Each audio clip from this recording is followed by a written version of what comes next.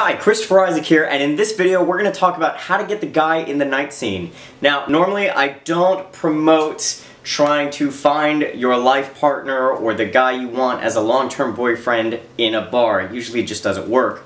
It might be fun for a fun place to meet new people, that sort of thing, but usually the guys there aren't looking for monogamy or at least exclusive relationships. Especially in the long term if they're meeting someone at the bar. It's not to say it can't happen, but if you wanted to get the guy, right? Like the guy that just stands out in the room, this video is going to be about how to increase your odds to make sure that you are getting the guy that you want. And so first things first, if you see a guy in the nightclub and you think he's the next like Brad Pitt or Ryan Reynolds or what have you, if you want to get him, just understand if he's giving you attention, it's probably a sign of attraction. I mean, there's, what, 20, 30, 40 other girls, right? He's probably gonna try and play the field just a little bit. But if he gives you attention, you're definitely an option for him. He does want you, and if you want him, you give him attention, it works well. But you have to understand one thing.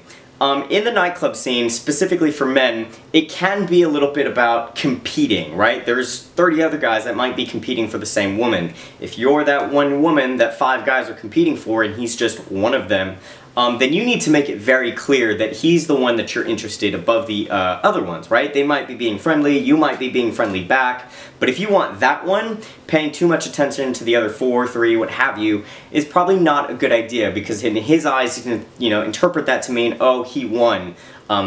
You like him more. So if you didn't want that guy, make sure you give him more of your attention. Make sure that there's that, push-pull factor going on, because that definitely sparks attraction. It definitely keeps him coming back. But don't make the mistake of being, giving too much attention to someone else because you don't want to come off as, needy. It's hard to come off needy in a night scene, especially if you're getting attention from a bunch of different people.